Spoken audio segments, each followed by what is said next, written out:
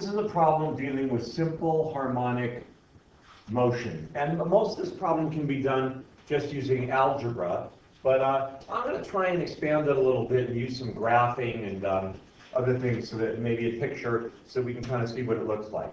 And the function that we're given here to answer these three questions, A, B, and C, is S is equal to cosine t minus 3 sine t. S being the position function in meters and t is in seconds, but the position function is S. Before we get started on this problem, I just want to remind you, simple harmonic motion, we have a body that is on a spring, and right here, this body is at rest. And then we maybe we pull it down so that the spring is stretched, so it's down to here, and then it's going to bounce up to there, and it's going to kind of go bouncing up and down, up and down. Well, you can't see me going up and down, but up and down, up and down, up and down. And because in this particular example, we're not considering simple, we're thinking about simple harmonic motion, we're not considering friction, then it's just we're going to go like that forever.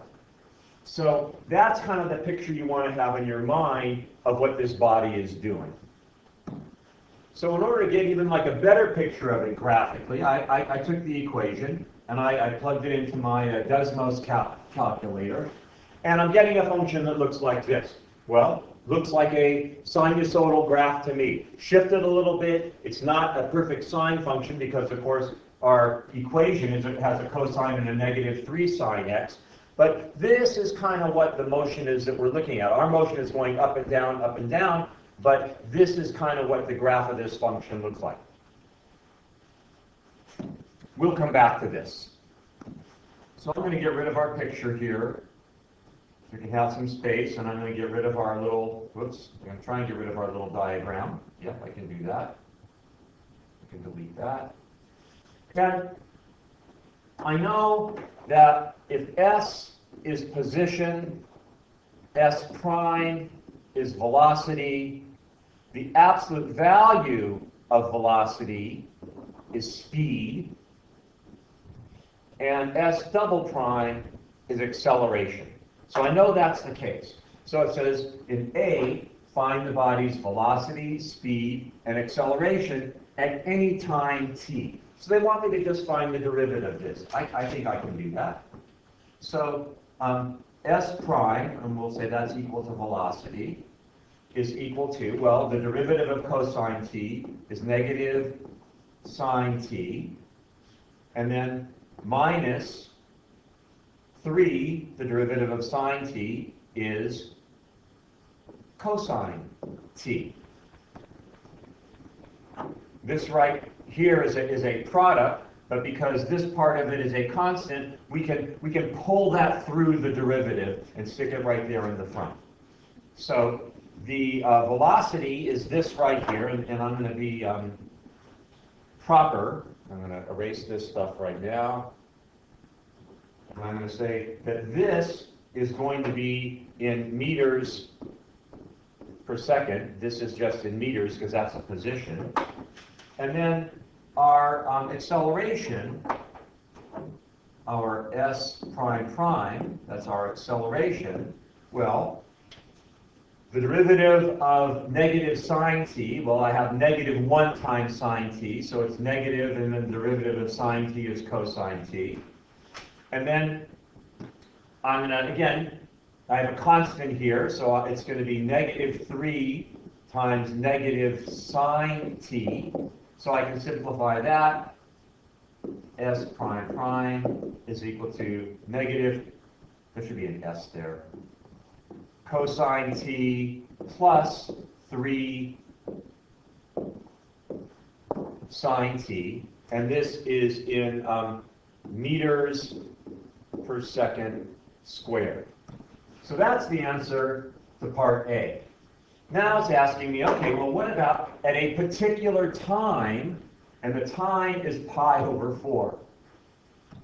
Now I know pi over 4 seems like kind of a weird time, since we usually measure time, if we're talking about seconds, in in integers or maybe decimals, but pi over 4 is a number, and there's no reason why we can't do that.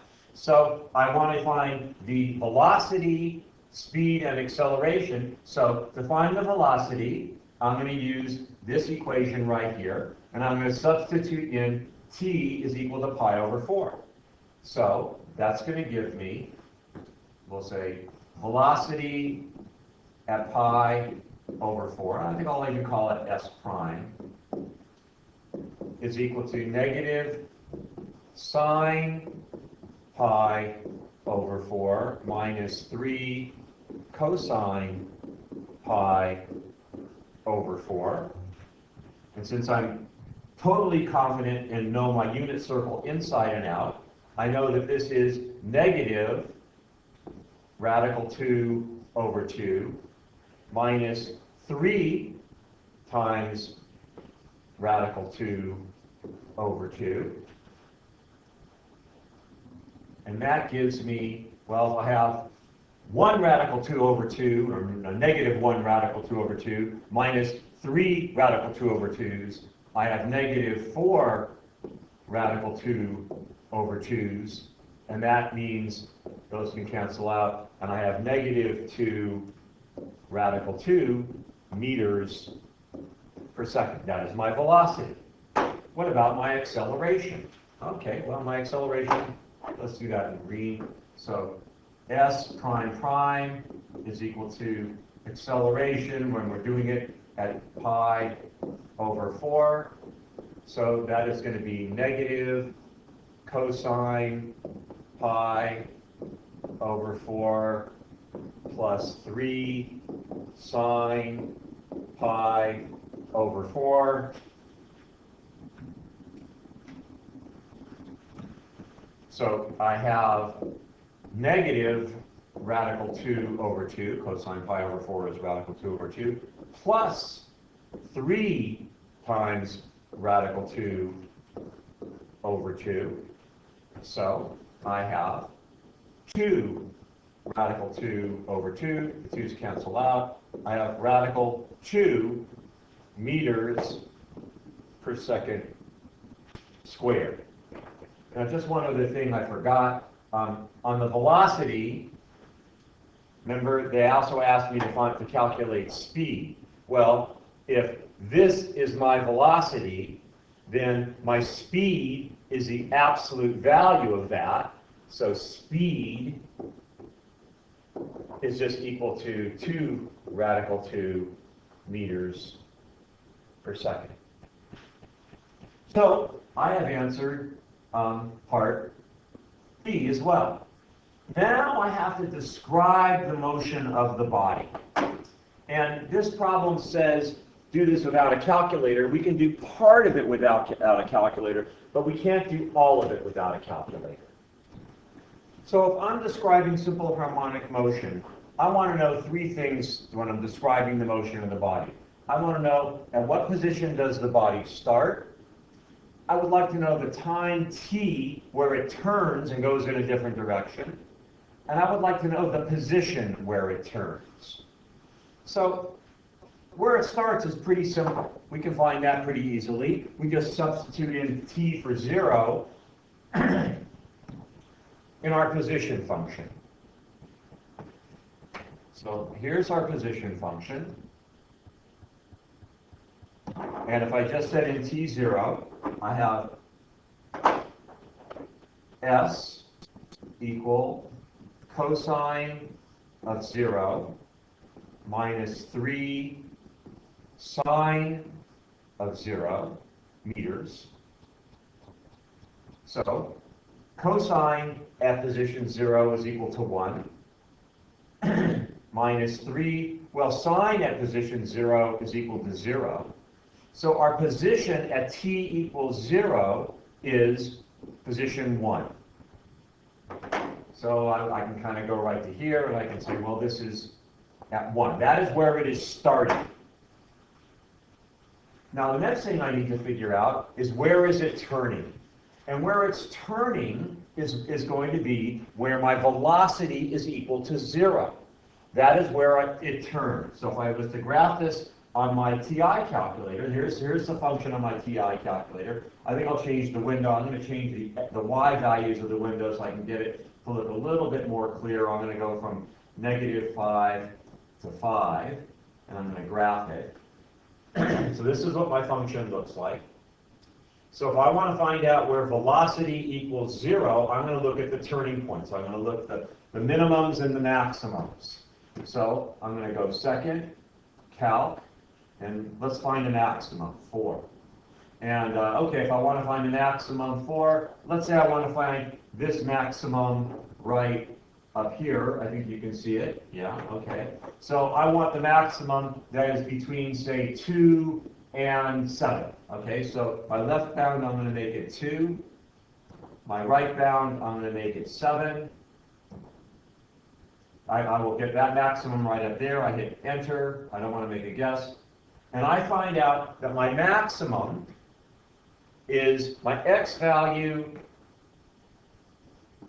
is equal to 5.03, and my y value is equal to 3.16.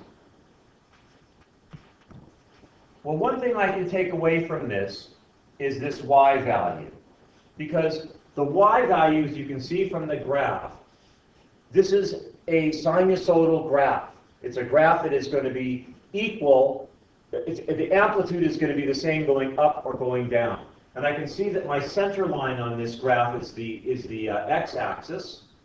And so I can see it's going to turn at 3.16, and the minimum is going to be negative 3.16. So I can test that. I can find the minimum. So I'm going to go second, calc, and I'm going to find a minimum of, and I want the minimum that is, say, between 8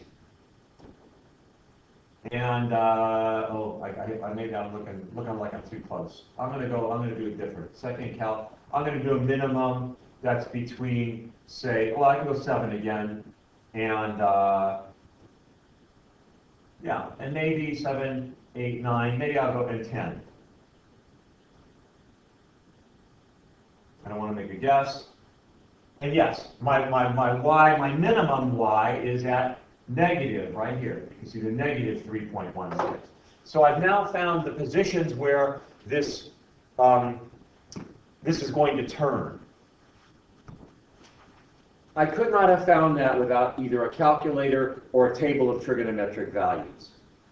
So I still would like to know when it's going to turn. I'd like to know the time t when it's going to turn. So for that, I'm going to have to take our velocity function and set it equal to 0. But just before I do that, I'd like to just point out one other thing. You can see over here, kind of on this graph, that where x is equal to 0, my y is equal to 1. I could go second, calc, value, where x equals 0, what's y equal to 1. So that gave me my starting position at t equals 0. If I went over to the Desmos graph, I can see the same thing. I can see that, well, the 1 is much more clear on the Desmos graph. You can see it's a 0.01. And you can also see the maximum, the y value is 3.16, and the negative 1 is also negative 3.16. So you can kind of see this body is bouncing up and down here between 3.16 and negative 3.16. Let's take our velocity equation right now. Negative sine t minus 3 cosine t. And let's set it equal to 0 so we can find the time. Now this is a tough problem. I know I'm going to need my calculator to do this, and I'm going to do it in a couple of different ways. One, I'm going to do a little bit of algebra here, and you should like this. So what I'm going to do is I'm going to start by, I'm going to divide both sides of this equation by cosine t. So I'm dividing everything by cosine t. Well, sine over cosine is tangent, isn't it? So I have negative tangent t. And this would be, well, what is negative 3 over cosine t divided by cosine t, well, these cosine t's cancel out. So I go minus 3 is still equal to 0, because 0 divided by cosine t is going to be 0. In other words, what I have here, if I add tangent t to both sides, I have negative 3 equals tangent t. And now I can use my calculator to solve that. Negative 3 is not one of our special points in on the unit circle, but I can go inverse tangent, negative 3, and I find out that the answer to t is equal to negative 1. Let's call it 1.25. So if you recall, the inverse tangent function is only between pi over 2 and negative pi over 2. So we've only gotten one of our values for t. But we know that it's going to happen over and over and over again, because this body is bouncing up and down like a yo-yo. What I really like to know is, what is the period of this function? How frequently is it going to bounce up and down? How frequently am I going to complete a complete cycle? Well, looking at our TI calculator, we had calculated this maximum right here at, what was that number? That number was 5.03. So we got one of them's at 5.03. So I'm going to go back here and I'm going to write this down here. One of them is at 5.03. Well, let's take a look. Oops, wrong one. Let's take a look. If we did this one here, let's take a look at this one right here and see if we can figure out what that one is. Okay, so I'm going to go second, calc. I want to find a maximum for, and let's say I want to find the maximum between negative 3 and 0. Yeah, that one should do it. That value, x is negative 1.24. Negative 1.24. Well, I want to find the distance between these two things right here. So I subtract them. So I'm going to go 5.03 minus negative 124. So I'm adding them together, and I get 6.27.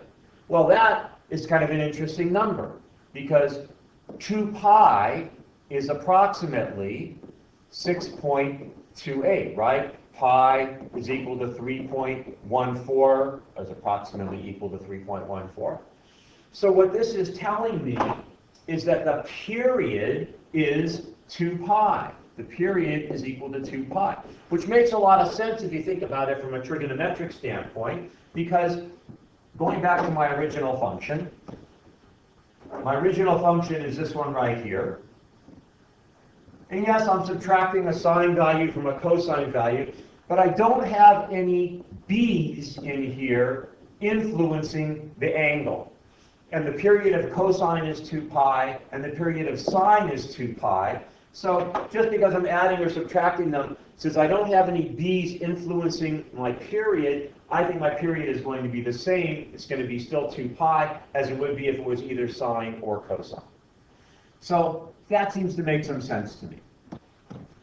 I could have also gotten the same kind of approximation and made that same deduction by, again, looking at my Desmos graph, where it's a little bit easier to see these things, but here is my negative 1.25, and here is my positive 5.03. I find out what that distance is between the two, and I'm going to get my value of 2 pi. So I think we have answered A, B, and C. We've done a pretty comprehensive job on this problem.